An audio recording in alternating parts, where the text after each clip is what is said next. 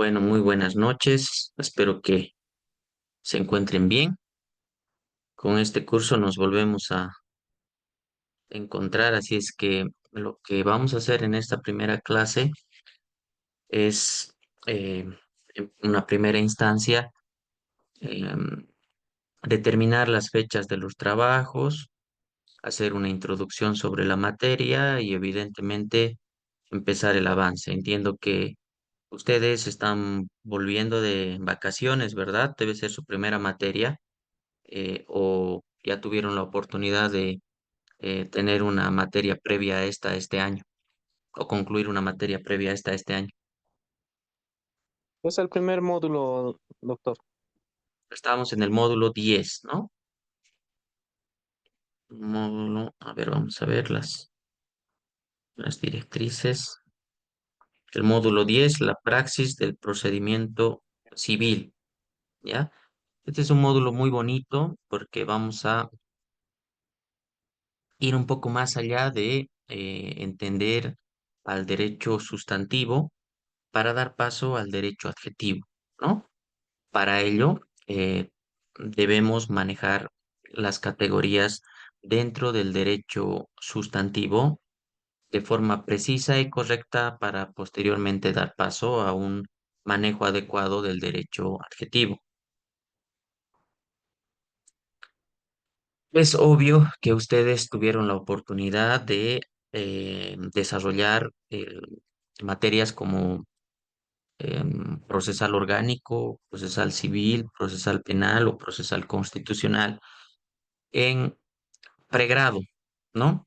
No obstante, en esta instancia de académica, que ya es el posgrado, pues intentaremos ir un poco más allá con detalles más específicos y trataremos también de entender la practicidad del derecho en el ámbito adjetivo también apoyándonos en, evidentemente, el tema crítico respecto a la factibilidad o no factibilidad de las normas, respecto a la efectividad de las normas, efectividad y validez que van a dar, que nos van a dar una luz respecto a lo que debemos entender o las razones principales que debemos tomar en cuenta dentro de el derecho objetivo.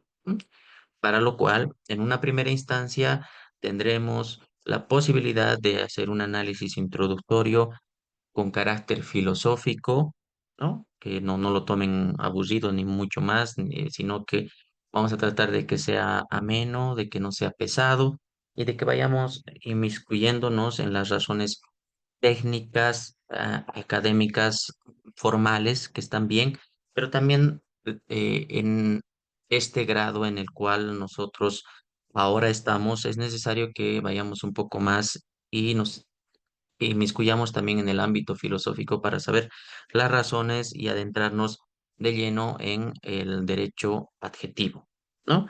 Me parece muy práctico el título de nuestro módulo que entramos a el tema de la praxis del procedimiento civil, ¿no? Entonces, no solamente nos vamos a ceñir a un ámbito netamente conceptual respecto a diferenciación de conceptos e identificación de sujetos al interior del procedimiento civil, ¿no?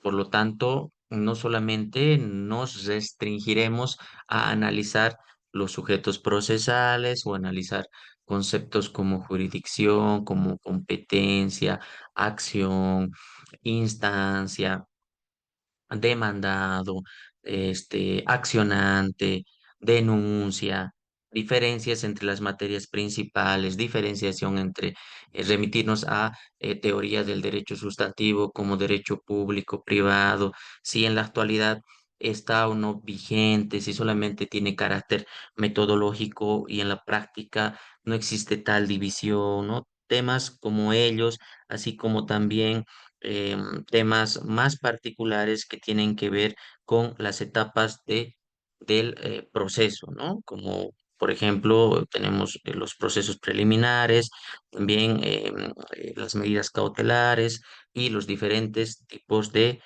procesos, ¿no? Para evidentemente eh, desarrollar lo que tiene que ver con la materia y con la maestría que es Derecho Civil. Bueno, entonces, con este parámetro, lo primero que vamos a hacer es delimitar nuestra cancha para que no tengamos ningún problema respecto a la entrega de trabajos y las actividades que vamos a desarrollar en este módulo. Bueno, entonces esta sería nuestra primera clase y vamos a seguir nuestra metodología anterior respecto a las fechas de presentación de trabajos porque creo que es que nos ha funcionado, ¿no? Entonces, no creo que tengamos problemas al respecto, para lo cual les voy a pedir que vayan apuntando las fechas. No obstante, ni bien terminemos la clase, yo em, pondré mediante mensaje de texto también las fechas, ¿no? Pero por seguridad, por si yo tengo algún error de typeo, es necesario que me puedan seguir. Hoy es nuestra primera clase, es 21. Tenemos 8 clases con ustedes. Por semana tendremos 2 clases, si no estoy mal, los días martes y sábado, ¿verdad? No sé si alguien me confirma. Sí, doctor, martes y sábado. Ya, martes y sábado, los días martes y sábado de 7:30 a 9:30 de la noche. ¿Ya? Como está ordenada ya por semana, entonces es más fácil. ¿Qué significa esto? Que cada semana terminada tenemos una actividad. Eso ya para que de forma racional lo tengamos presente. Semana que termina tenemos una actividad. Cada semana que termina tenemos una actividad.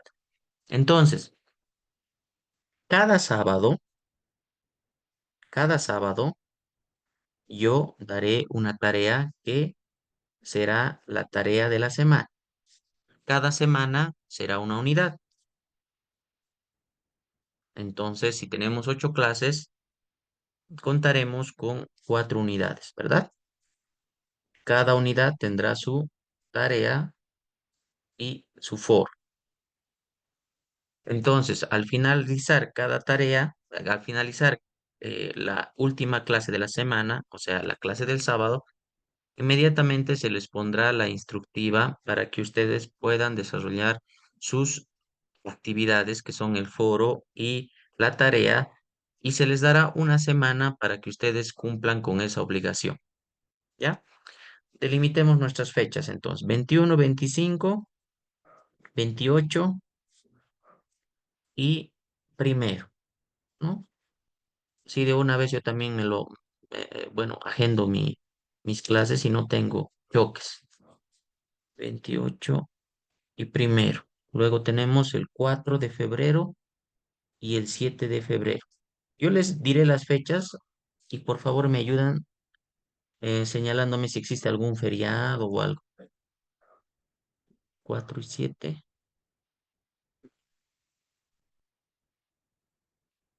4 y 7, sí, 14, 11, 14. Ya. A ver, estas son las fechas. Si me siguen con su calendario, por favor, yo estaría muy agradecido para que no tengamos problemas posteriores y también les rogaría que me ayuden en caso de que exista algún feriado o algún tema que haga que estas fechas no puedan ser cumplidas y podamos examinar qué solución le damos. Bueno, en caso de que todo está bien, perfecto. Tenemos clase, empezamos hoy 21 y 25, sería la primera semana. ¿Ya? La segunda, primera unidad. Primera semana, primera unidad, 21, 25. Segunda semana, 28 de enero, 1 de febrero. Tercera semana, 4 de febrero, 7 de febrero.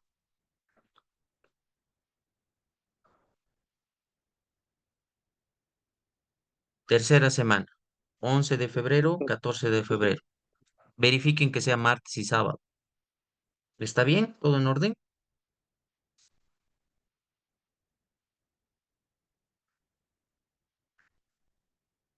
Les repito, 21 y 25, primera semana. Verifiquen que sea martes y sábado.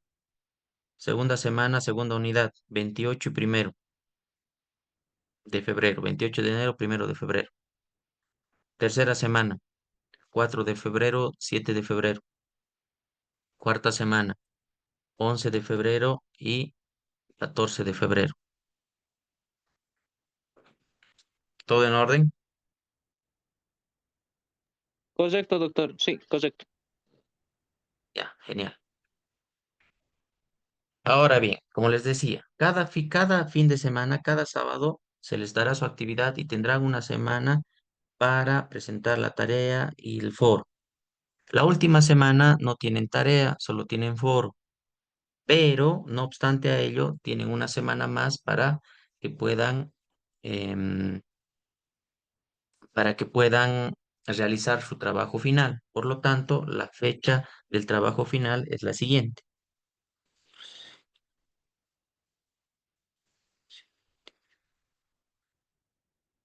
El trabajo final de este módulo debe ser presentado el 22 de febrero. Anoten, por favor. Ese es el trabajo final. Hasta esa fecha tenemos. Ahora no se preocupen, falta muchísimo tiempo, ¿verdad? Para que puedan presentar sus trabajos. Solo es para que más o menos vayan ustedes también ordenando y tomen conciencia de su tiempo respecto a sus actividades, porque todos sabemos que cada uno de los presentes acá tiene un sinfín de obligaciones que debe cumplir. ¿No es verdad? Bueno, ¿qué más? Yo creo que con eso ya tenemos, ¿no? ¿Tienen alguna duda, pregunta al respecto? La puntuación es sobre 100 puntos. Vamos a mantener la lógica de la puntuación del anterior módulo. Si tienen alguna duda o acotación, es momento de que puedan hacerlo saber.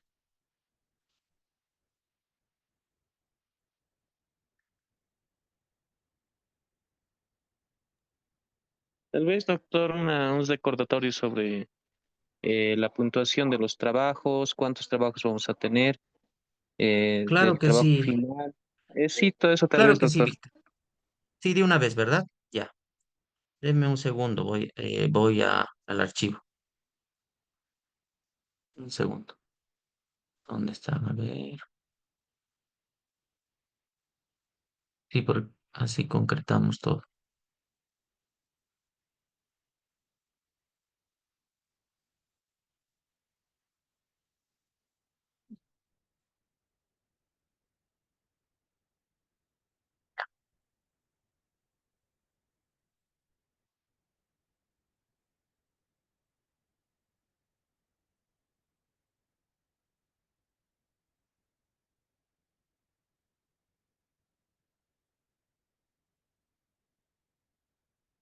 Les comento cuál es la puntuación. Tenemos 4 unidades, recuerden, una unidad por semana.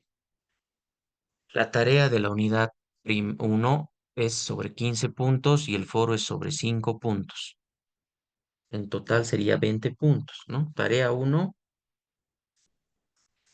15 puntos.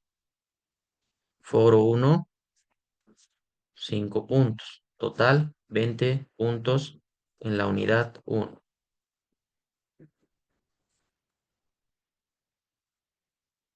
Unidad 2, semana 2. Tarea 2, 15 puntos. Foro 1, 5 puntos. Total, 20 puntos. Unidad 3, semana 3. Tarea 3, 15 puntos. Foro 3, 5 puntos. Total, 20 puntos. Semana 4. Tarea 4, no hay. Recuerden, foro 4, igual, 5 puntos. Entonces, siguiendo esa lógica, estamos ante 65 puntos, ¿verdad? Por lo tanto, el trabajo final vale 35 puntos.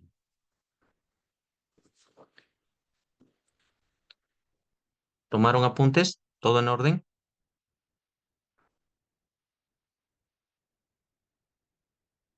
Por semana se realiza una unidad.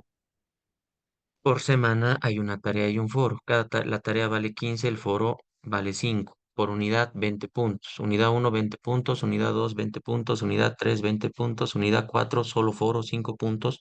Por lo tanto, la totalidad de todo ello es 65 puntos. Solo tenemos 35 puntos que son para el trabajo final. Cada fin de semana, cada fin de clase de la semana, se dará la tarea y desde ese momento tienen una semana para realizar su trabajo. Si es que no se hagan problema con el tema de los tiempos, no les daré un trabajo para que lo hagan al día siguiente, sino que tendrán una semana entera para poder desarrollar su foro. El foro pueden hacerlo inmediatamente porque las preguntas del foro las vamos desarrollando en clase y yo, en la medida que veo que ha existido un tema en debate analizado en clase, pues por un tema formal lo pongo en plataforma para que cada uno de ustedes pueda contribuir con su opinión respecto al punto de debate que será presentado en plataforma. Así es que en el foro no hay problema. En las tareas sí, en las tareas lo que haré, a diferencia de la anterior unidad, es pedirles que desarrollen actividades didácticas, más didácticas, ¿no? No pediré preguntas para que me escriban párrafos, porque ello no genera que exista un, un- un- una distinción de conceptos que deben ser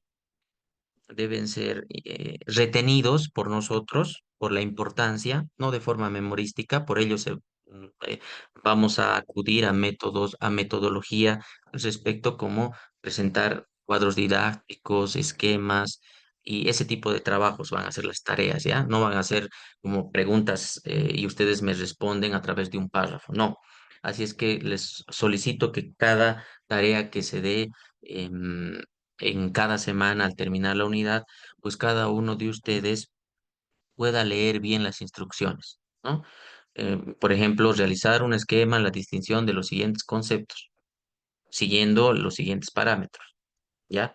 E incluso se pedirá que los esquemas sean realizados con ciertas especificidades o mapas conceptuales con ciertas especificidades. La idea de las tareas no es el hecho de que ustedes me den textos de 10, 15, 8 hojas o que se tome un trabajo desmesurado, poco comprensible, poco racional para que ustedes realicen su investigación. No, lo que se pretende es que exista claridad respecto a los conceptos que estamos tratando y que considero que son importantes en su vida práctica, ¿no? Por lo tanto, las actividades tienen una finalidad y están guiadas a que se tenga precisión respecto a los conceptos esenciales dentro de este módulo que se denomina la praxis, ¿no? El procedimiento civil. Esa es la finalidad de todas las tareas que se van a realizar en este módulo. La finalidad de los foros es concluir si ustedes han tenido la capacidad de entender las ideas centrales o ya se inmiscuyeron a través del debate en clase y solamente tienen que plasmar ello en una pregunta que se pondrá en el foro, como participación a efectos de registro, ¿no?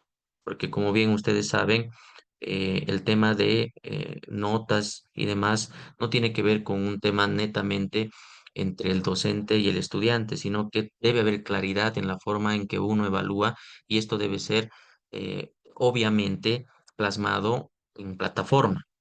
Por ello, cada foro tendrá los debates que analizaremos, que serán comentados en clases de la unidad, o sea, en las dos clases de la semana.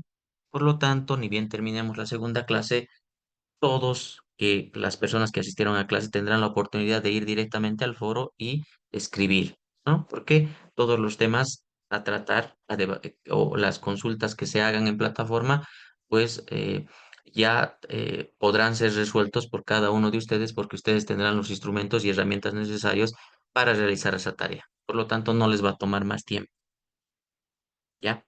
Esa es la finalidad del foro.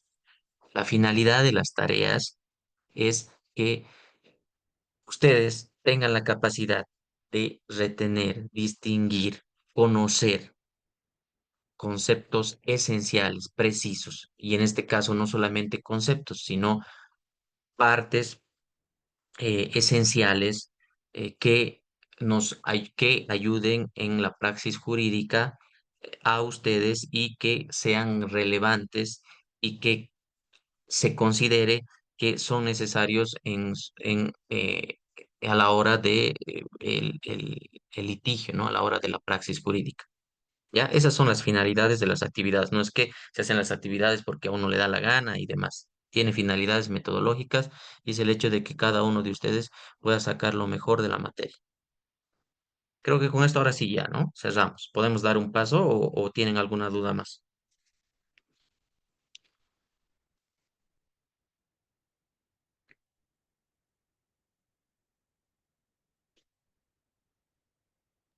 Sí, está correcto, doctor. Sí, he entendido el tema de los trabajos, la puntuación y, bueno, tal vez ahora la entrega, ¿no, doctor? Ah, ya, la entrega. Ya está bien. Respecto a la entrega. Les dije que cada fin de unidad, o sea, los sábados, se pondrá la instructiva para realizar su tarea y tendrán una semana.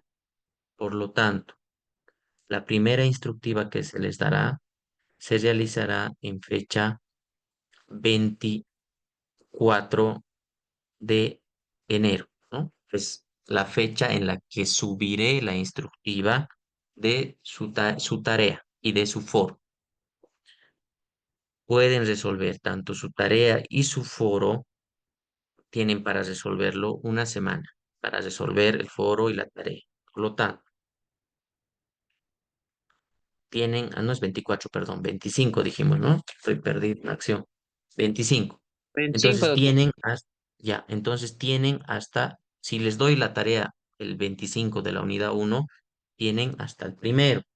La tarea de la unidad 2 que les daré el primero tendrán hasta el 7 para realizar. La tarea de la unidad 3 que les daré el 7 tienen hasta el 14. Y la tarea de la unidad 4 que solo es foro, ya no existe eh, em, la tarea, el foro, tienen hasta a ver, déjenme ver, 14, febrero, hasta el 21 tienen para hacer el foro y hasta el 22 para realizar su trabajo final. Ahora bien, la directiva del trabajo final no se los dará una semana antes, ¿no? Se dará la instructiva por lo menos 3 semanas antes, ¿no? O sea, tendrán todo el tiempo del mundo para analizar e ir en la medida que vayamos progresando con las clases, realizando su trabajo final. Porque imagínense que yo les pueda dar una instructiva de trabajo final ahora, no tiene sentido porque todavía no nos hemos inmiscuido ni nos hemos empapado de nuestra clase del día de hoy, ¿verdad?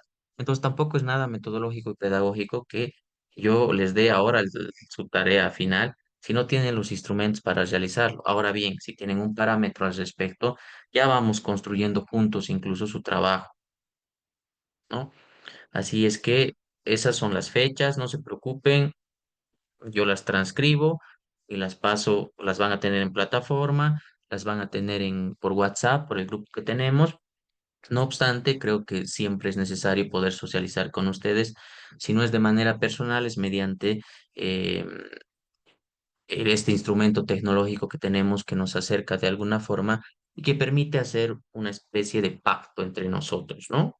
que tiene que ver con el contractualismo, que hoy vamos a analizar desde el punto de vista filosófico para podernos inmiscuir a ver temas mucho más técnicos respecto a la praxis jurídica. En ese sentido, las personas que están acá creo que tenemos la suficiente, em, el suficiente compromiso, suficiente percepción de lo que es el honor, de lo que es la responsabilidad, para entender y cumplir con las fechas respectivas señaladas el día de hoy.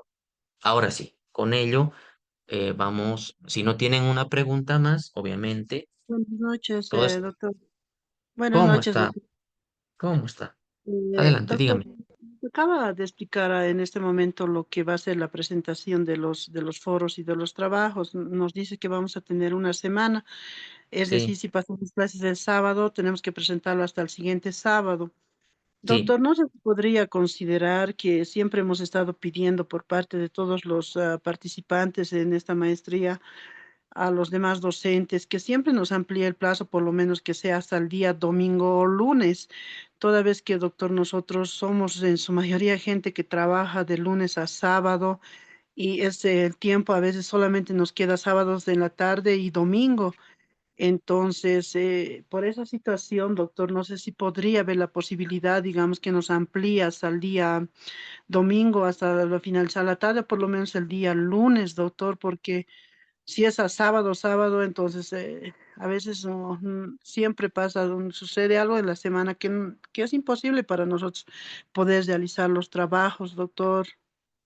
Eso es mi ya, sugerencia, Severina. por favor, No está doctor. bien, no se preocupen. O sea, somos lo suficientemente, yo creo, racionales como para poner estas cosas, ¿no? A veces, yo recuerdo cuando estaba en pregrado me daba miedo decirle algo al docente porque tenía una concepción equivocada, ¿no? Ahora debemos nosotros guiarnos por coherencia y a mi criterio, no, yo no hallo un obstáculo a la petición que usted hace, porque por ejemplo, yo actualmente sí me encuentro con demasiado trabajo y no, pues es un poco complicado el tema de los horarios, las fechas, más el trabajo y demás, ¿verdad? Entonces, eh, pero el hecho de que sea un día u otro no está bien, tenemos que quedar en un día, ¿se entiende? Usted me dice domingo, lunes, yo creo que el lunes ya es otra semana, ¿no? Y a temas incluso para contabilizar bien, eh, creo que sería adecuado que los topes de entregas de trabajo sean los domingos hasta las 12 de la noche, porque como ustedes como usted misma bien lo dijo, el lunes empiezan a trabajar nuevamente, entonces están en el trabajo, no van a alcanzar a hacer nada, pues el lunes tampoco. Entonces yo creo que es razonable que podamos ampliar no a sábados, sino a domingos. ¿Les parece? Sí, doctor. Sí, Ya, sí, sí, domingos está entonces, bien. cada domingo se va a hacer la entrega del trabajo y cada sábado se les va a dar la instructiva. Entonces, tiene una semana y un día para poder realizar sus trabajos, ¿ya? ¿Algo más?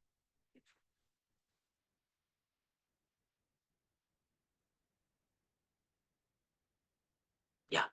A ver, adentrémonos a nuestra materia. Para adentrarnos a nuestra materia, evidentemente tenemos que hablar de qué es el derecho, ¿no?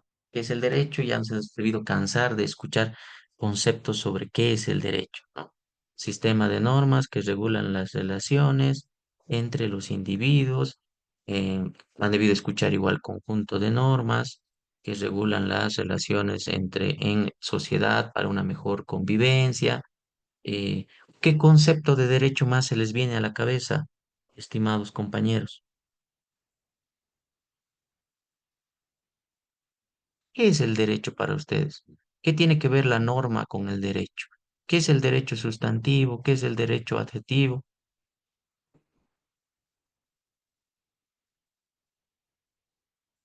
¿Qué entienden por derecho?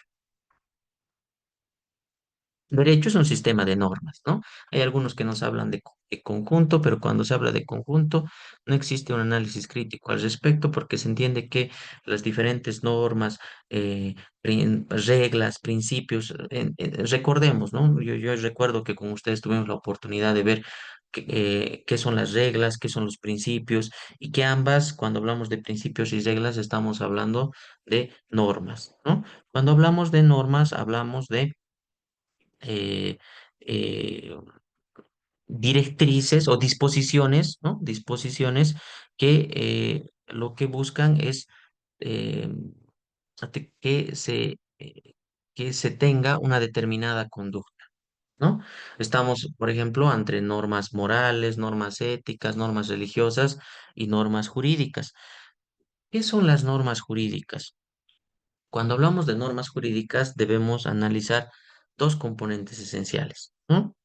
El tema de la competencia, ¿ya? El tema de la competencia y el tema de la vinculatoriedad. A ver, competencia ahí medio vacío está el ejemplo, ¿no? Tendríamos que precisar un poco más. Competencia no en el sentido de que de un concepto netamente que tiene que ver con la capacidad en general, ¿no? La capacidad que tiene un determinado sujeto para realizar ciertas cosas. Ya está bien, pero está muy abstracto. Cuando hablamos de norma jurídica, hablamos de una persona que tiene, que es embestida con este velo de autoridad, ¿no? Autoridad competente. Por eso hablamos de una autoridad competente. Cuando hablamos de norma jurídica, hablamos de la emisión realizada por una autoridad competente. ¿Emisión de qué? De una norma. La norma debe ser emitida por una autoridad competente y debe tener con una característica esencial que es la vinculatoriedad. ¿Qué es la vinculatoriedad? Que sea exigible, que tenga un carácter coercitivo, ¿ya? Que tenga una sanción. ¿En caso de qué? En caso de que no exista el cumplimiento de una determinada disposición, ¿ya? Por lo tanto, estamos, recuerden, autoridad competente y, a ver, autoridad competente y el carácter vinculante. A ver, entre las características esenciales de las normativas jurídicas, de la normativa jurídica tenemos que la norma es heterónoma, debe ser bilateral, debe ser, debe tener el carácter de coercibilidad y evidentemente debe tener un carácter de generalidad, ¿no? Porque no existen normas que solo apliquen para una sola persona, ¿no? Imagínense al legislativo emitiendo normas para, no sé, a ver, para Juan, una norma para Pedro, otra norma, no sé, eh, para María, una norma específica para Miguel, una norma específica para Samuel. No, ¿no? Cuando hablamos de la heteronomía, estamos hablando de que deben ser realizadas por una autoridad externa, ¿no? Una autoridad externa. ¿Y quién es esa autoridad externa? Una autoridad competente. Cuando hablamos de la bilateralidad, hablamos de una regulación entre sujetos. Somos parte de una sociedad, no somos personas que viven aisladas y al ser parte de una sociedad, para que exista una convivencia pacífica, es necesario que existan normas, ¿ya? Y en esa necesaria regulación por parte del derecho, entendemos que para que exista una adecuada convivencia, necesitamos de determinadas disposiciones. Y si hablamos de determinadas disposiciones para que podamos actuar convivir de forma pacífica, entre esas disposiciones evidentemente tenemos todo tipo de normas, ¿no? Ya sea porque mi mamá es católica, porque mi papá es protestante, porque mi papá es de Tarabuco y en Tarabuco la gente le enseñó, sus abuelitos le enseñaron a saludar siempre a los mayores, le saludaron a tener siempre el respeto hacia las mujeres, etcétera, etcétera, etcétera. Ese tipo de normas evidentemente no son jurídicas, pero son normas. Cuando hablamos de normas jurídicas, observamos una característica esencial que es la bilateralidad. ¿Por qué? Porque esta norma jurídica regula relaciones entre sujetos, ¿ya? Entre sujetos. ¿Estableciendo qué? Estableciendo derechos y deberes, ¿no? Relaciones entre sujetos estableciendo derechos y deberes. Ahora, esta bilateralidad, que es una característica de la norma jurídica, también evidentemente se encuentra en otro tipo de normas, como por ejemplo en normas de conducta, ¿ya? Donde existen no solamente una persona, sino existe dos personas y por lo tanto existe bilateralidad. Una tercera característica de las normas jurídicas es la coercibilidad. Cuando hablamos de coercibilidad, debemos entender que debemos tener en mente que no podemos separar al derecho del Estado, ¿no? Derecho y Estado.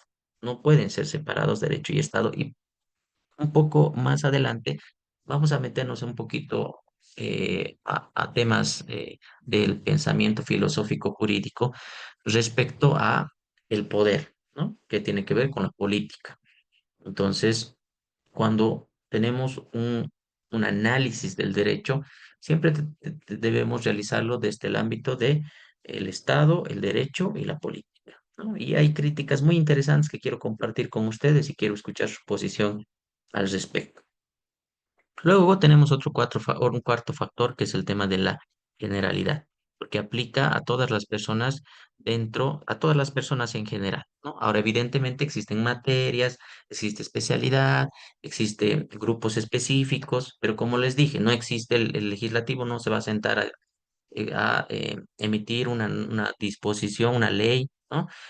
Solo para Roxana y mañana una para Severina y pasado una para Sonia y pasado mañana una para Samuel. No, ¿no? Sino que tiene este carácter de aplicar a todas las personas dentro el ámbito de acción de la misma ley. Por ejemplo, si es una ley que regula el buen trato hacia los adultos mayores por parte de la sociedad, pues esa norma está evidentemente está dirigida a que los adultos mayores puedan exigir el derecho a un trato adecuado y que todas las personas de la sociedad tengan la obligación de tener un trato adecuado a los adultos mayores. Por lo tanto, es allí cuando hacemos este análisis de esta característica de la norma jurídica que es la generalidad, pues nos ayuda a entender qué, qué es una norma jurídica y cuáles son sus características. ¿Ya? De la misma forma, evidentemente, como habíamos dicho en un principio, tenemos muchos tipos de normas, las éticas, las morales, las religiosas, las normas de conducta. ¿M? Pero lo que a nosotros nos interesa el día de hoy son las normas jurídicas. Ahora con eso, con esa pequeña introducción, vamos a empezar de a poco, ¿no? No se preocupen en nuestra primera clase, no vamos a estar ahí inmiscuyéndonos mucho, pero sí la idea es que picarnos un poco, empaparnos un poco de la materia para que vayamos entendiendo qué es lo que se tratará en este modo. Voy a compartir pantalla y me avisan, por favor, si se está compartiendo. Bueno,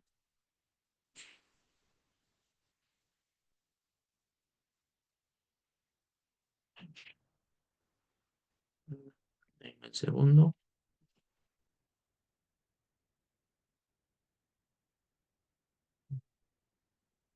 Denme un segundo, estimados.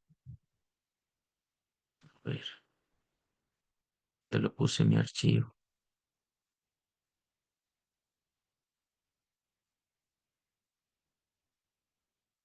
Con que cambié de computador y estoy teniendo algunos problemas. Nada del otro mundo, ¿no? Nada que no se pueda solucionar, así que estoy em, tratando de recuperar muchos archivos y les cuento que eh, ya estoy haciendo el doctorado en la fase presencial, así que estoy viviendo en Ecuador, ¿no? Entonces, muchos de mis archivos se han quedado en mi oficina, pero vamos a ver cómo subsanamos. A ver, a ver, a ver.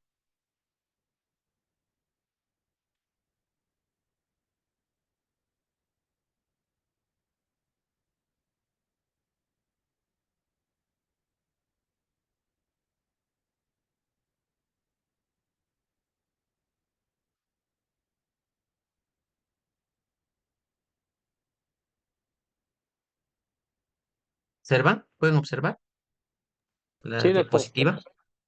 Ya, genial. Vámonos entonces a... Ya. ¿Cuál es la materia del conocimiento jurídico? Con esta pequeña introducción respecto a qué es el derecho, qué es las normas en general, qué es la norma jurídica, poco a poco vamos ingresando a la materia del conocimiento jurídico en sentido más estricto. Acá tenemos algunas ideas, ¿no?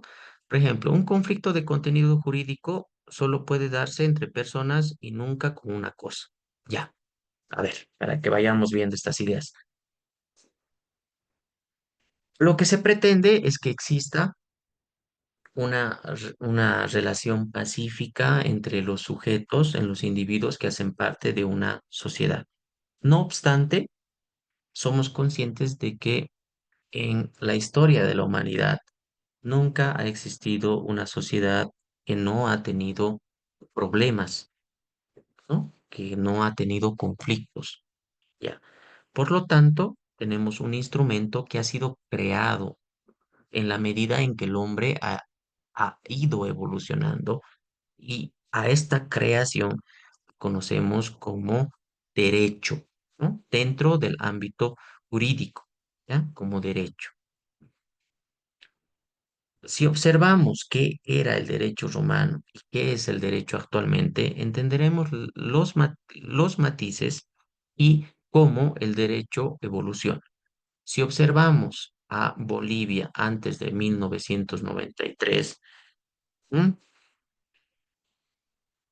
Al entender, por ejemplo, a Bolivia como un estado unitario, observamos las reformas de 1993 al entender que Bolivia era un estado multicultural, pluriétnico, y que antes de esa reforma no existía tribunal constitucional y que después de esa reforma sí existe tribunal constitucional, o entender que en el 93, debido a esta reforma, Bolivia se consideraba un país multiétnico y pluricultural y que las lenguas oficiales eran el quechua, el aymara y el guaraní, que posteriormente, el 2009, con la promulgación de la Constitución vigente, se estableció que existían 36 nacionalidades y lenguas, ¿no? Con el español 37, aunque no esté de forma expresa, y que, por ejemplo, el Tribunal Constitucional, que se llamaba Tribunal Constitucional el 93, pase a llamarse Tribunal Constitucional Plurinacional el 2009,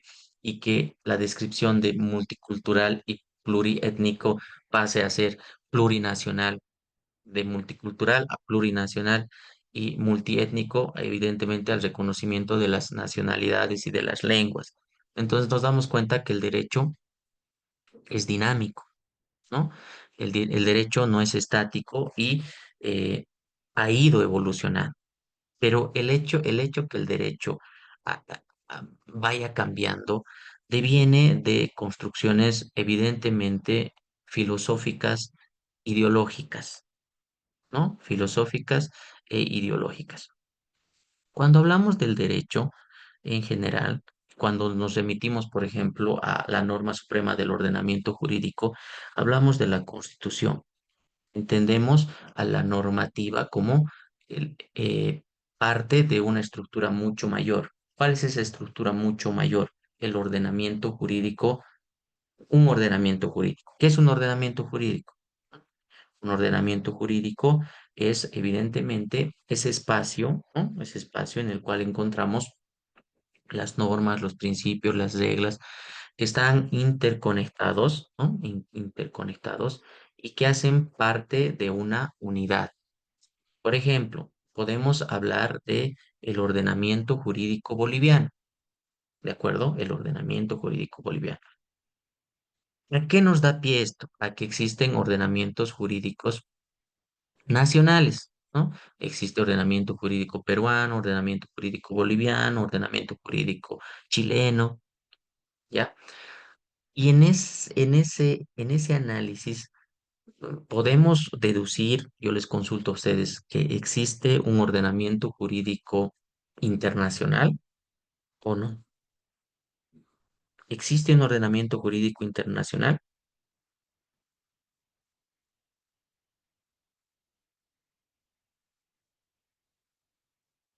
Sonia,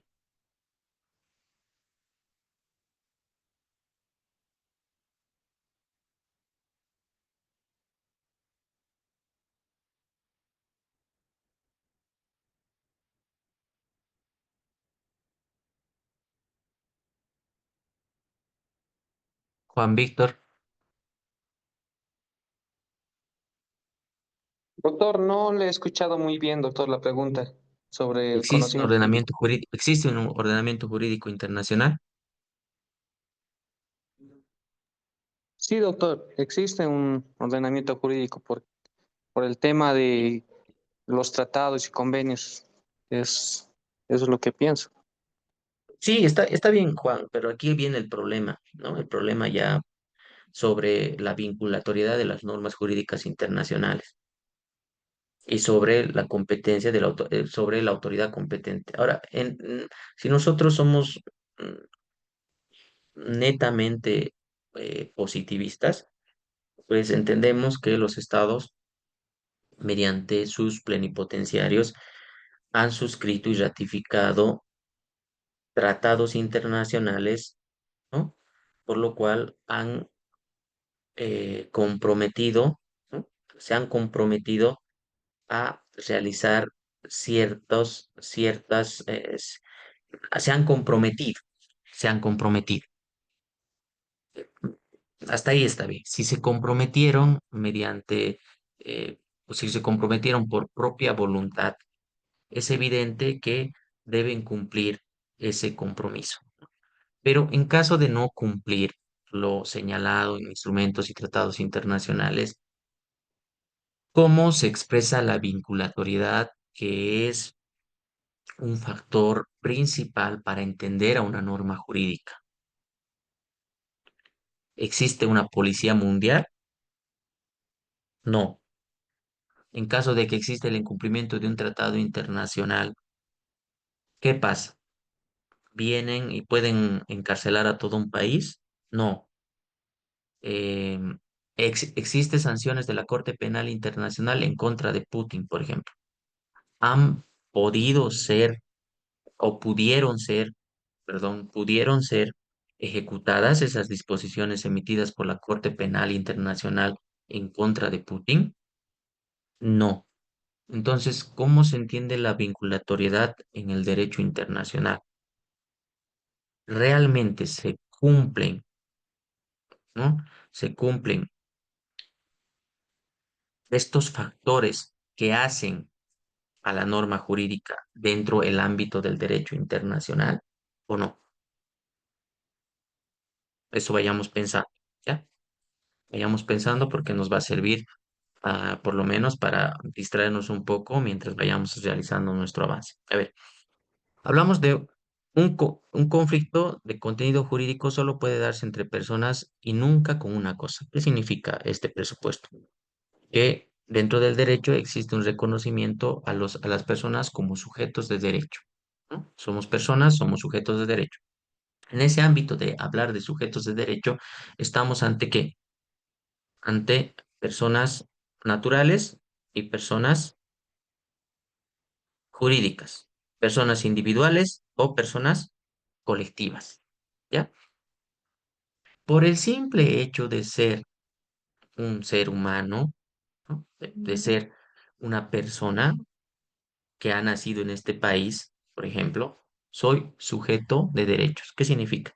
Que tengo derechos, ¿no? Que tengo derechos. Y en la medida que, si es que nací y en la medida que vaya creciendo, pues voy adquiriendo deberes, ¿ya? Voy adquiriendo deberes. Ahora bien, entendemos a las personas colectivas y a las personas o personas jurídicas o colectivas que mediante una ficción del derecho, se les reconoce personalidad jurídica, ¿ya? Por lo tanto, un conflicto en el ámbito del derecho, ¿no? Solo puede darse entre qué? Entre personas, entre yo y Juan Víctor, ¿no? Podemos tener un conflicto en el ámbito del derecho. Ese conflicto va a poder realizarse si los dos somos sujetos de derecho. ¿Y somos sujetos de derecho ambos? Sí, somos personas eh, individuales o naturales. Somos sujetos de derecho. Ahora, Juan Víctor podrá tener un conflicto jurídico con PIL S.A., ya sea de carácter contractual, extracontractual o civil, perdón, podrá tener un conflicto contra PIL S.A., podrá tener un conflicto contra Cervecería Boliviana Nacional, podrá tener un conflicto contra Bata y Manaco. Sí, ¿no? Bata y Manaco son sujetos de derecho que mediante una ficción tienen personalidad jurídica. Hasta ahí se entiende. Pero ustedes creen que este concepto todavía no estamos aterrizando en el derecho civil, ¿ya? Específicamente. Pero vamos a ir ingresando, no se preocupen, poco a poco. ¿Ustedes creen que esta premisa es correcta en la actualidad en el marco de este avance del derecho?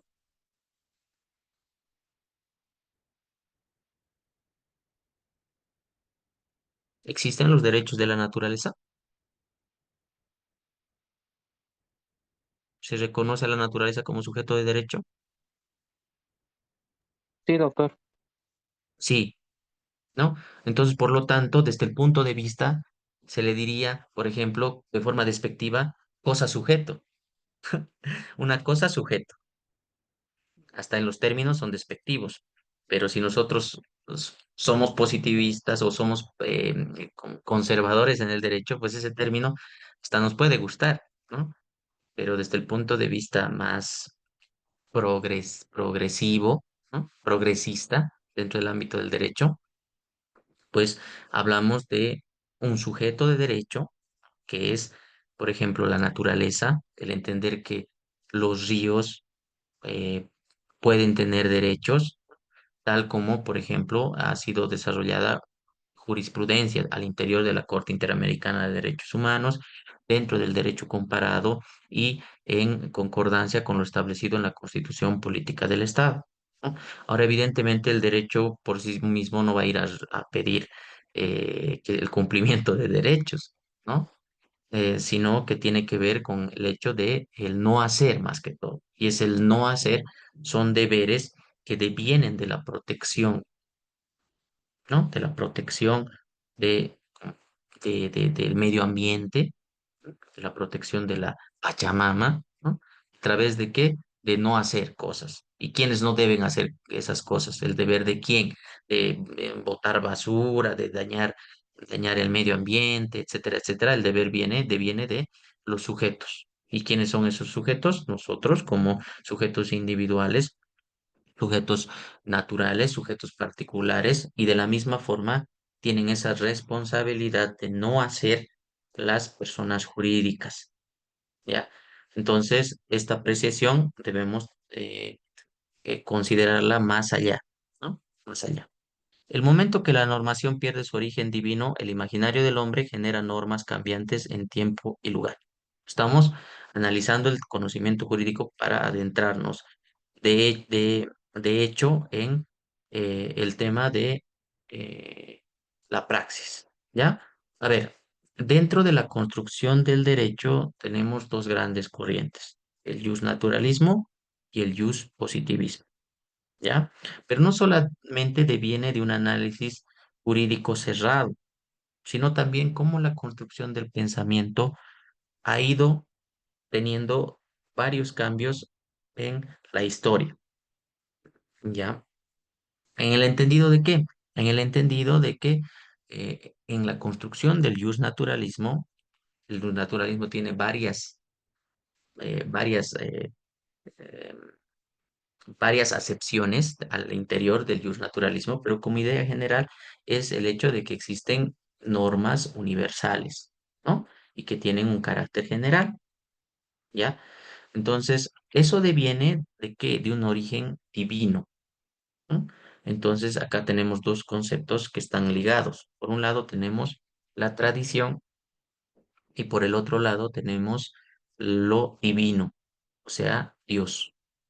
¿ya? La tradición y lo divino, la religión, ¿ya? Entonces, esto hace que nosotros tengamos una concepción de que las leyes son universales, ¿ya? Y su cumplimiento, evidentemente, es obligatorio para cada uno de nosotros, ¿ya? ¿Por qué? Porque existe un origen divino. Mientras más antigua sea una regulación, más legitimidad tiene para su cumplimiento. Es así como se observaba el derecho. Por ejemplo, la mamá de Luz observa que Luz va a la universidad con su minifalda y cuando ella está saliendo de su hogar, su madre la ve y se horroriza por lo que está viendo, ¿ya? ¿Por qué? Porque a ella, su mamá, a la mamá de Luz, o sea, a la mamá de Luz, la abuela de Luz le enseñó que eso no el hecho de vestirse de esa forma no reflejaba un buen comportamiento. Y la bisabuela y la tatarabuela también tenían esa percepción.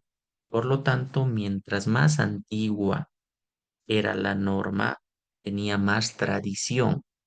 Por lo tanto, se consideraba que era lo correcto, ¿ya? Ahora, mezclemos la tradición con el tema de lo divino. Obviamente están entrelazados, ¿no? Y deviene que Dios ha creado el universo, la naturaleza, y el hombre se inspira en las leyes de la naturaleza. Si, por ejemplo, el hecho de que si botamos agua, se cae. Evidentemente el agua se chorrea, ¿a dónde? Piso, ¿no? Y siempre va a ser así como norma universal. Por lo tanto, en una primera instancia se concibe el derecho como un efecto o al derecho que tiene evidentemente, un origen divino, ¿ya? Pero ahora, esto evidentemente va a cambiar con el transcurso del tiempo. Ustedes han escuchado hablar, por ejemplo, de Kant o de Descartes, Descartes, ¿cómo se le dice? ¿Cómo se pronuncia, no? Descartes,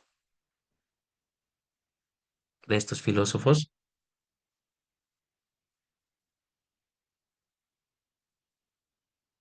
o no los recuerdan con precisión. ¿Qué decía, qué decía Descartes? Decía, pienso, luego existo. Cogito ergo sum, ¿no? Pienso, luego existo.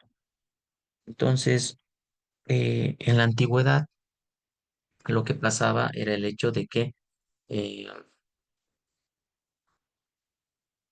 se habían dado muchos cambios, ¿no? En estos tiempos. Uno puede pensar que los cambios que ahora nosotros estamos pasando como individuos son los grandes cambios, ¿no? O sea, el hecho de que exista actualmente la inteligencia artificial, el hecho de que eh,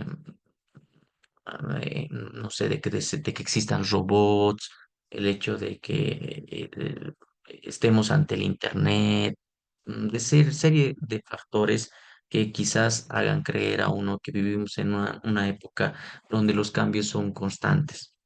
No obstante, si hacemos un análisis más detallado respecto a la historia de la humanidad, nos daremos cuenta que han existido tiempos en los cuales las personas han entrado en cambios mucho más acelerados de los cuales nosotros estamos viviendo, ¿no? Pero evidentemente no en el mismo contexto de lo que pasa en la actualidad. Por ejemplo, imagínense de pensar de que el mundo es plano a que al otro día te digan que el mundo es redondo. De pensar que el mundo es plano al otro día a pensar que el mundo gira alrededor del sol, ¿ya? De creer en lo que decían los sacerdotes era lo correcto, a luego entender que la verdad se transmite a través de la Biblia, ¿no? Y que aparece una persona que es Lutero y que te dice que la la vinculatoriedad de la persona con Dios se debe realizar de forma directa y que no debe existir intermediarios, que la revelación no viene mediante una persona, sino de forma directa a través de la palabra de Dios. ¿Cómo se expresa la palabra de Dios? A través de la Biblia. De no tener imprenta a tener imprenta. De no poder traducir las cosas el latín a otros idiomas y de que no se les enseña a las personas a leer, a traducir la Biblia a diferentes idiomas a través de la creación de la imprenta. De entender que solamente había alemanes, franceses, españoles y unos cuantos hay que después con el tiempo se van a hacer llamar alemanes, diré italianos, y que resulta que existe otro mundo, que es América, de no saber que existe el tabaco, de no saber que existe el cacao, de no saber que existe em, el ají, de no saber que existe el café, que de la noche a la mañana lleguen esas cosas y uno encuentre todo eso en el mercado. O sea, ha habido momentos en los cuales las personas sí ha generado un shock y creo que incluso si lo pondríamos en una balanza con la actualidad, pues incluiríamos que estos momentos históricos pues han marcado un cambio dentro del pensamiento, ¿no? Dentro del pensamiento. Pero ahora, para que no nos desbordemos tanto, estamos en este paso, ¿no? Del origen divino a un origen del justnaturalismo al positivismo en términos netamente de derecho. Pero nosotros nos vamos a inmiscuir un poco más en temas filosóficos para poder abordar esto con mayor propiedad y desde el punto de vista más interno. Entonces, mm, al entender la universalidad de las normas, el carácter divino de las normas, y al observar todo este tipo de cambios en la realidad del hombre, pues el pensamiento va eh, cuestionándose en la realidad en la que vivía el mundo. Ustedes recordarán muchas veces aseveraciones respecto a personas que siempre señalan, por ejemplo, que el pensamiento siempre se ha producido cuando las personas se encuentran satisfechas, ¿no? Cuando no tienen problemas de nada, cuando no se preocupan por el dinero, cuando tienen tiempo para el ocio. Entonces, siempre o en general se asocia la producción intelectual con el ocio. Por lo tanto, cuando una persona tiene el suficiente dinero como para no preocuparse por trabajar, cuando tiene comodidades, recién puede tener la oportunidad de sentarse a escribir, la oportunidad de ponerse a pensar, ¿no? Seguramente muchos de ustedes creen ello o han escuchado esa idea a fuerza. No obstante, frente a esa apreciación tenemos em, hechos reales, como es el caso, por ejemplo, de Alemania. Alemania es la cuna de muchísimos filósofos, ¿no? Ustedes bien lo saben. Pero Alemania no es un país, pues, que ha estado estable, que ha sido un gran imperio, que siempre ha estado en comodidades, ¿no? No es así. La constitución del Estado alemán como tal ha surgido después de la constitución de Estados-nación, como por ejemplo después de Inglaterra, después de España, después de Portugal, y no obstante que se tardó en la unificación de Alemania, dentro de la construcción del pensamiento han existido hechos históricos, incluso contemporáneos, como la Primera y la Segunda Guerra Mundial, que no han impedido que el pensamiento se siga desarrollando. Entonces, en un lugar en el cual la constitución del Estado-Nación ha tardado tanto tiempo, donde no ha existido eh, donde han existido varios hechos catastróficos, ¿cómo es posible en el cual uno no ha podido estar sentado ahí cómodo, eh, en términos vulgares, rascándose, haya producido tanto en filosofía, ¿no? Esa es, ese hecho debe ser contrastado y debemos reflexionar al respecto. Mientras más en crisis nos encontramos, pues tendemos a reflexionar más, ¿no? ¿Por qué? Porque funcionamos bajo presión. Por ejemplo, lo que está pasando en nuestro país ahora, todos identificamos cosas malas, eh, yo creo, de alguna forma, no creo que haya personas que crean que vivimos en la Bolivia ideal del mundo, en la mejor Bolivia del mundo. Yo creo que atravesamos un momento de crisis institucional. Entonces, esta crisis institucional, el tema de la inflación y demás problemas que vamos identificando, hacen que cada uno de nosotros podamos razonar en posibles soluciones o que nuestro malestar sea plasmado a través de pensamientos, razonamientos y hacen que cada uno de nosotros podamos comunicarnos con nuestros semejantes, nuestros compañeros, nuestros amigos, etcétera, etcétera, etcétera, em, expresándoles nuestras preocupaciones y razonando evidentemente. ¿No? Eso es lo que sucedió en Alemania para que nos dé grandes filósofos, ¿no? ¿Ya? Entonces, a ver, se entendía, ahí para que concluyamos esta idea. Por un lado tenemos las ideas universales, ¿ya? Pero posteriormente existió un cambio en el pensamiento, ¿no? En el pensamiento de entender que Dios no se concebía ya a Dios como el todo. ¿Por qué? Por hechos históricos que devienen de la culminación de esta etapa, de una de las etapas más grandes dentro de la historia del mundo, que es la Edad Media, ¿no? Y la Edad Media no es no es una destrucción de la noche a la mañana, sino que ha venido en caída desde la toma de Roma de Occidente a la Roma de Oriente con la caída de Constantinopla, ¿no? Entonces, ¿qué pasa?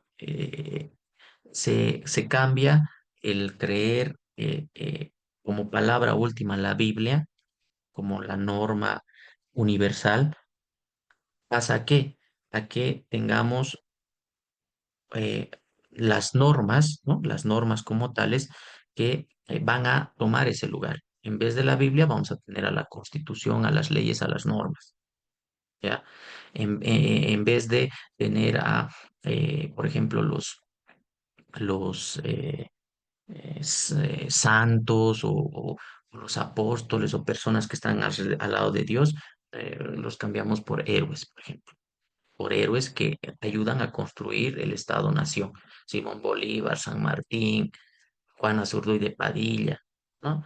Entonces, cambiamos el rol divino por un rol humano, ¿no? Eh, ¿Por qué? Porque deviene de factores económicos, históricos, sociales. Y por lo tanto, evidentemente, se plantea cuál es la legitimación de la norma. Legitimación de la norma como tal, ¿deviene de qué? Primero, ya estamos ante la construcción de un Estado-nación y para que el Estado-nación pueda funcionar, debe existir elementos coercitivos que regulen las relaciones de esta sociedad a través de qué? A través de las leyes, ¿ya? Ahora, si las leyes son hechas por los humanos y los humanos vivimos en sociedades y las sociedades no son iguales porque hay contextos diferentes, momentos históricos diferentes, entonces, ¿qué concluimos? Que puede haber muchos tipos de derechos y muchas interpretaciones de las normas, porque cada sociedad en tiempo histórico y contexto varía respecto a entender qué es el derecho, ¿ya? ¿Hasta ahí se entiende? Sí, doctor. Ya. Ahora bien, si fuese si fuese, si nos quedaríamos con ese razonamiento, pues sería pues todo un chenco también, ¿no? Todo un carnaval. Entonces, existe un pensamiento clave para que podamos entender la construcción del derecho, que tiene que ver con el imperativo categórico a través del pensamiento de Kant. ¿Ya? Entonces, Kant realiza el estudio justifica el tema moral, justifica la moral y el derecho a través de la razón, ¿ya? A través de la razón. ¿Y cómo explica ello? A través del imperativo categórico. ¿Qué significa esto? Que evidentemente existen normas, ¿no? Existen normas eh, eh, y, y estas normas, em, estas normas deben tener un cumplimiento universal, pero se explica eh, la moral, o sea, el hecho de que esté bien o mal, no, no desde el justnaturalismo, ¿no? Sino desde una justificación racional. A ver, con ejemplos, así rapidito porque Kant es súper pesado. Cuando habla de universalidad, no entiende entender la norma desde el presente hacia el futuro, sino desde el pasado, presente y futuro. En ese entendido, por ejemplo, cuando una persona le presta dinero a otra, ¿por qué debe cumplir esa obligación?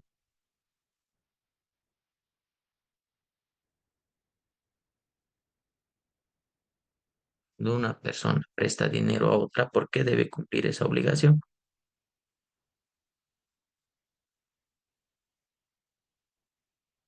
Primero, evidentemente porque la norma existía, ¿no? La norma existía previamente a realizar ese acuerdo. Estamos en el pasado. Presente. Yo debo cumplir esa norma porque yo me comprometí a cumplir esa norma. Futuro. Para el adecuado desenvolvimiento de la sociedad, ese compromiso debe ser cumplido por mí para que otras personas cumplan. Entonces, la universalidad se entiende tanto en el pasado, en el presente y en el futuro, a través del imperativo categórico al justificar el derecho y la moral a través de la razón, ¿ya?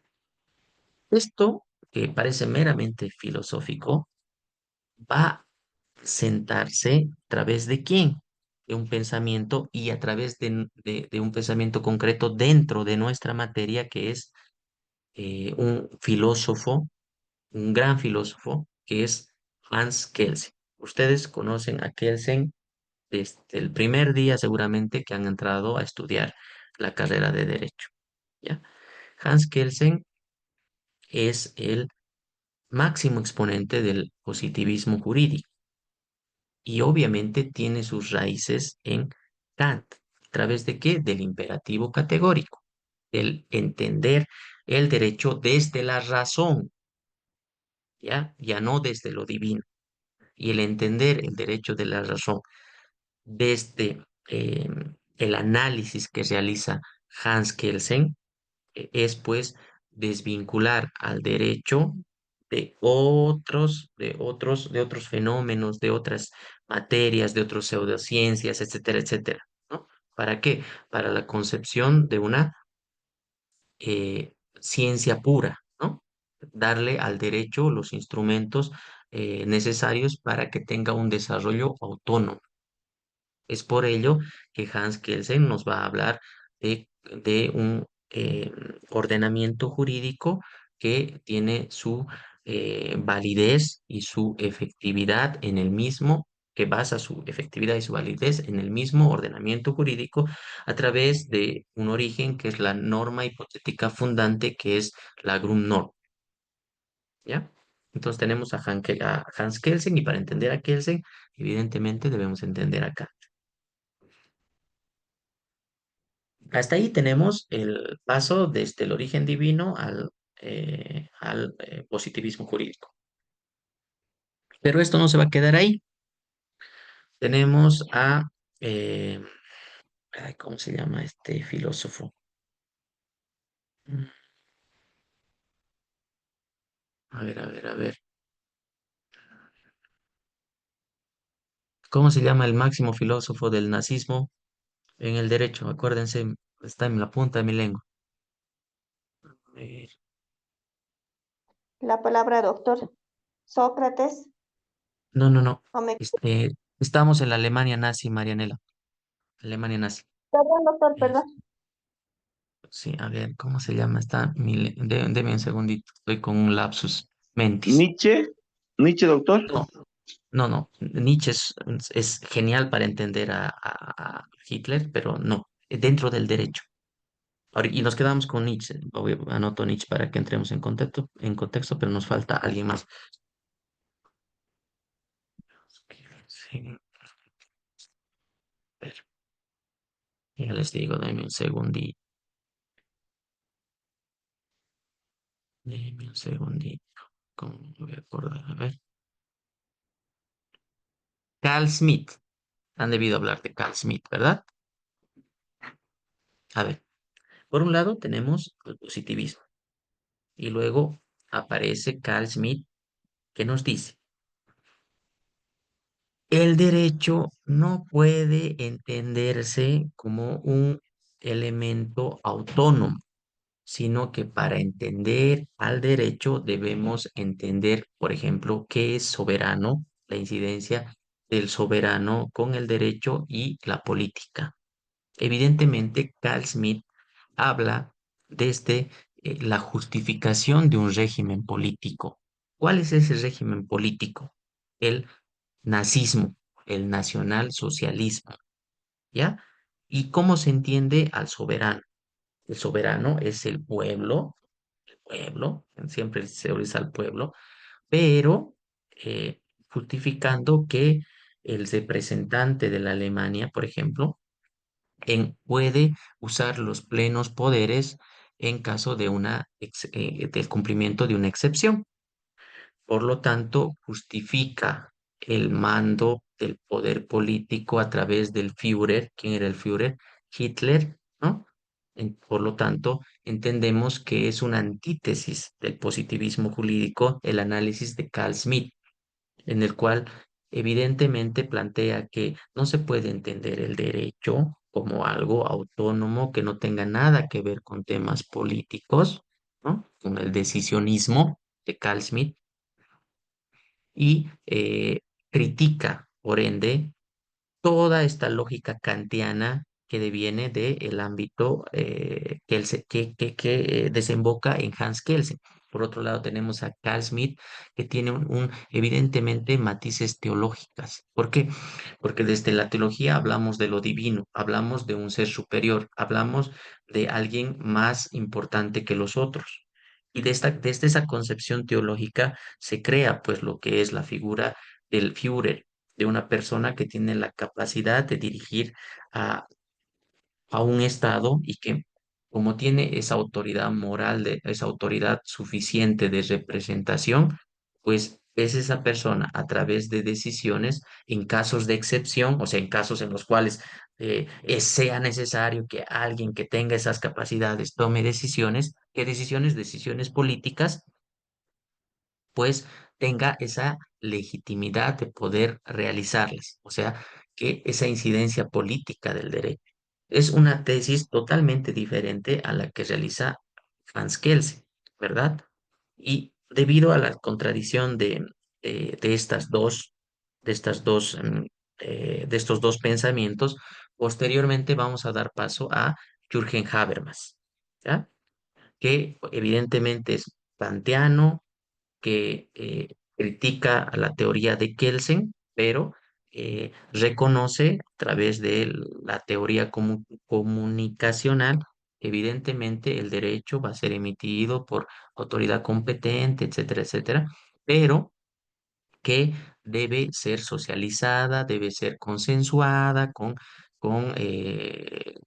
las personas que somos parte de la sociedad, que somos parte de un Estado y debe existir ese consenso a través de la comunicación. Por lo tanto, trata un poco de sacar algunas cosas de Carl Smith porque acepta que el derecho eh, evidentemente está compuesto por esta dosis filosófica del imperativo categórico que es plasmado a través de Hans Kelsen en la teoría pura del derecho, sí, todo bien, pero no incorpora algunas apreciaciones como el hecho del consenso después de que la norma ha sido emitida por autoridad competente, que tiene un carácter vinculante, pero para que exista eh, eh,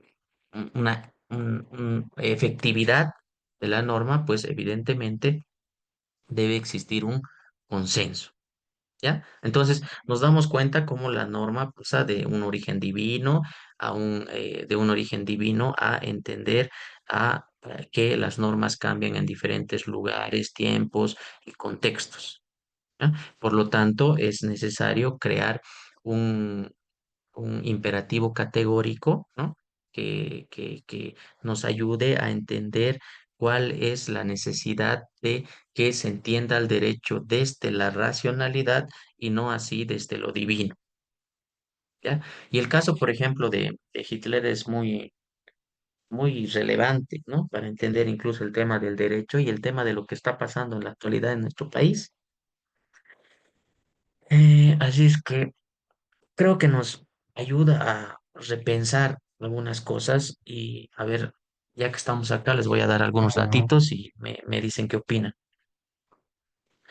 El nacionalsocialismo deviene de un hecho anterior, que es la toma del poder por Mussolini en 1922. Todos recordarán, ¿no? Mussolini, el fascismo, ¿no?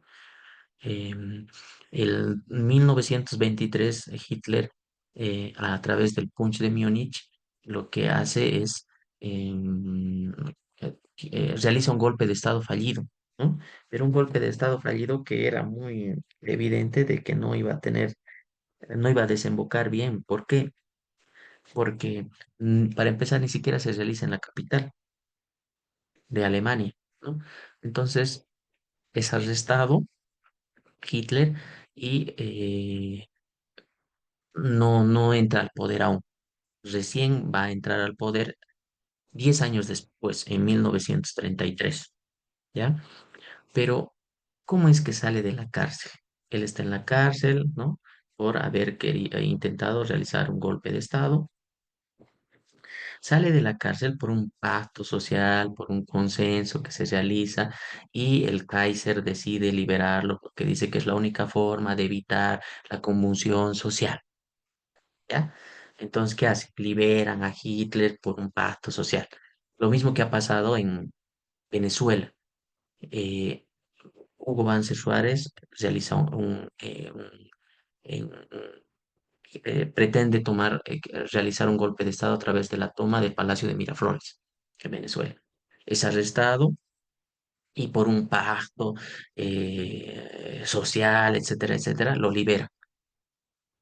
Tanto Hitler como como Chávez sabían que, o sea, tenían una intención, era la toma del poder.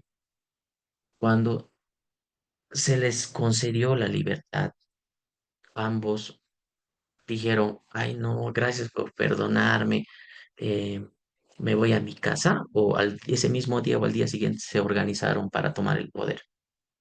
Se organizaron para tomar el poder.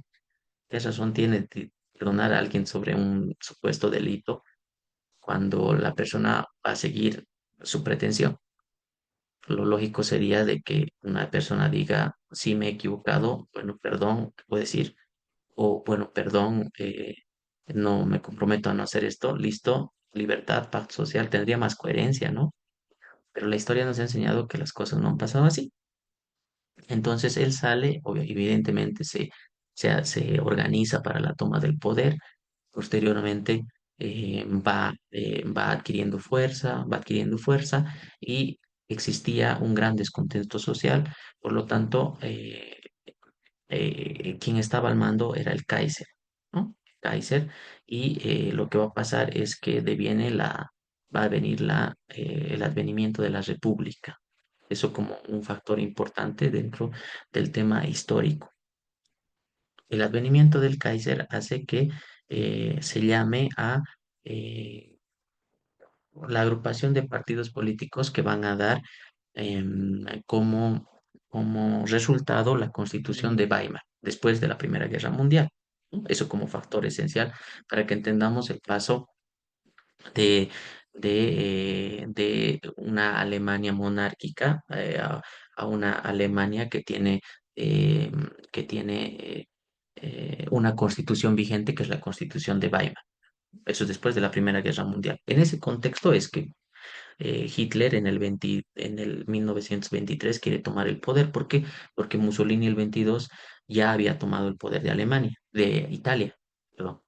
Entonces, el Punch de Múnich falla y entra a prisión, lo perdonan, sale, ¿no? Y es en ese contexto que en 1933 es nombrado canciller, ¿ya? Es nombrado canciller. En 1934, o sea, existía un canciller y existía un primer ministro, ¿ya? Canciller y primer ministro. Hitler era canciller que había sido nombrado por el primer ministro. El primer ministro muere un año después. Hitler lo que hace es fusionar el cargo de primer ministro y el cargo de canciller en uno solo y ahí nace el Führer, ¿ya? Nace el Führer. Pero nunca en toda esta instancia histórica existe el reconocimiento de que se está violando la Constitución, ¿ya? Sino lo que se dice, el discurso es que eh, en cumplimiento de la Constitución se están tomando ciertas disposiciones. Lo que pasa es que existía un artículo en la Constitución de Weimar que decía que en determinadas situaciones extremas se podía entrar en un estado de excepción en el cual se podrían tomar decisiones al margen de la Asamblea por la situación extrema que se estaba pasando. Entonces han usado ese artículo, lo han interpretado como les ha dado la gana, ¿no? Y eso ha sido fuente para que se den muchas disposiciones que han ido anulando poco a poco todo lo que se había conseguido con la Constitución de Weimar. Pero en ningún momento se dice, eh, no voy a hacer caso a la Constitución de Weimar, sino por el contrario, el discurso es, estoy haciendo caso a la Constitución. ¿Por qué? Porque la Constitución establece que a mí me pueden dar esos plenos poderes, ¿ya? Queman el Parlamento, que es en el Reichstag, queman el Parlamento, culpan a los socialistas y como ya estamos en una de la Segunda Guerra Mundial, de adentrarnos en la Segunda Guerra Mundial, pues, y ya se había viabilizado la revolución bolchevique, pues en Europa todos tenían miedo que los socialistas tomen el poder. ¿Por qué? Porque los socialistas en una primera instancia solamente hablábamos de socialismo y comunismo en libros, pero no había un ejemplo real de que eso se podía materializar. Después de la primera, con la revolución bolchevique y el triunfo de los bolcheviques, evidentemente sobre los mencheviques, pues se comprueba que esas tesis sí podían ser realizables. Entonces, todos los países ya no decían, hay una posible amenaza, sino que la amenaza era real porque Rusia ya se estaba construyendo el Estado comunista en Rusia. Entonces, el socialismo era un fantasma que estaba en Europa, ¿ya?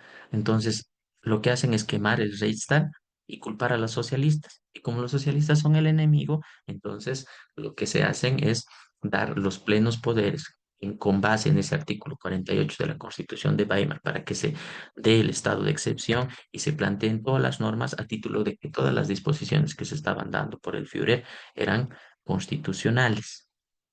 Lo mismo pasó en Venezuela. Hugo Chávez tomó el poder, eh, se llamó Asamblea Constituyente, se emitió una nueva constitución.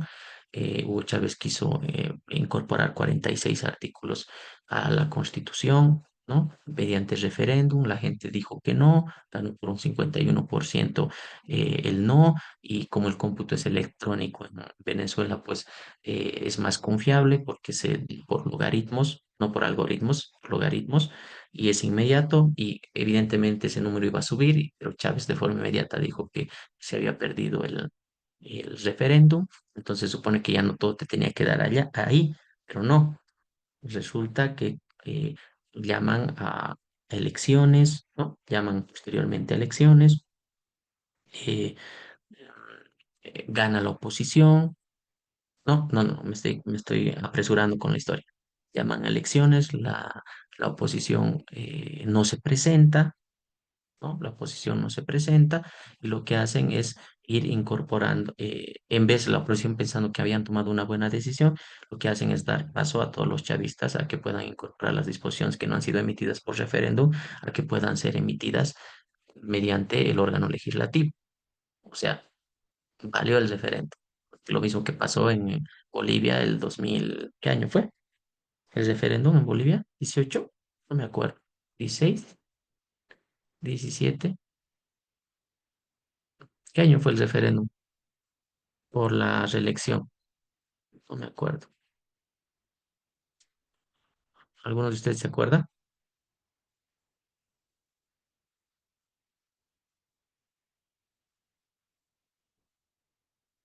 Ya, bueno, en ese referéndum. La cosa es que eh, se incorporó esos 46 artículos y el discurso fue de que la Constitución se está cumpliendo.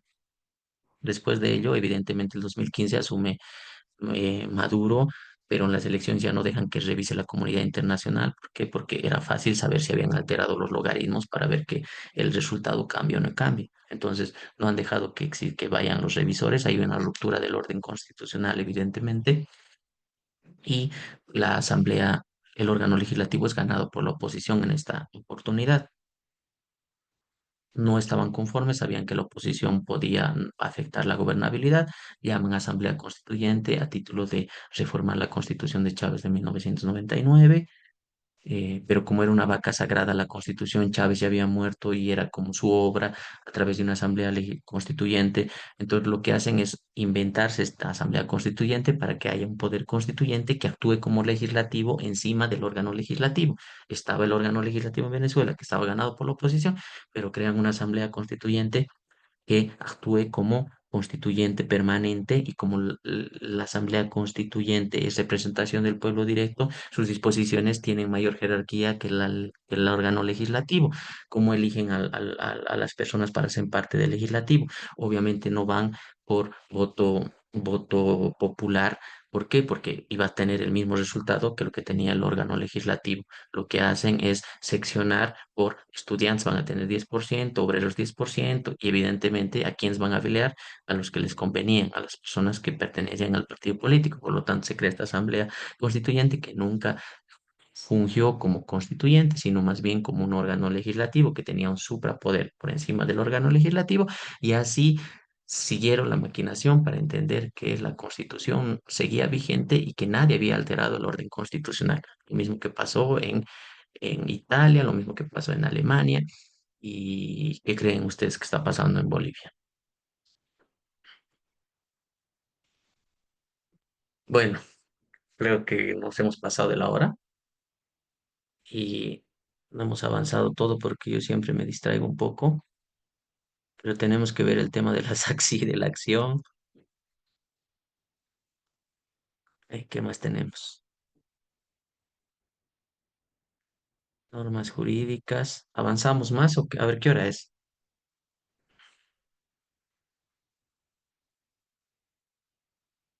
8:07. Sobre lo que hemos hablado el día de hoy, ¿tienen alguna duda, pregunta o apreciación? Creo que ha sido mucha filosofía de historia, ¿no?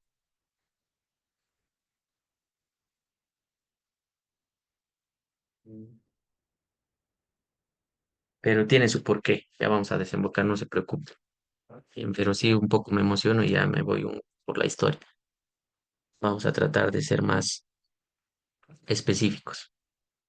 ¿Hay alguna duda que tengan para que concluyamos con la clase del día de hoy? Un gusto siempre verlos, estimados compañeros.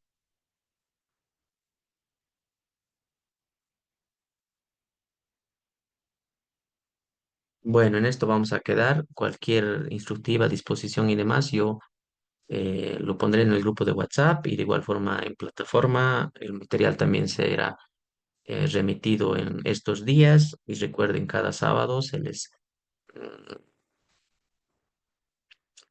se les dará los instructivos necesarios para que puedan cumplir con sus obligaciones por cada unidad del módulo. Bueno, sin más, nos vemos el día sábado.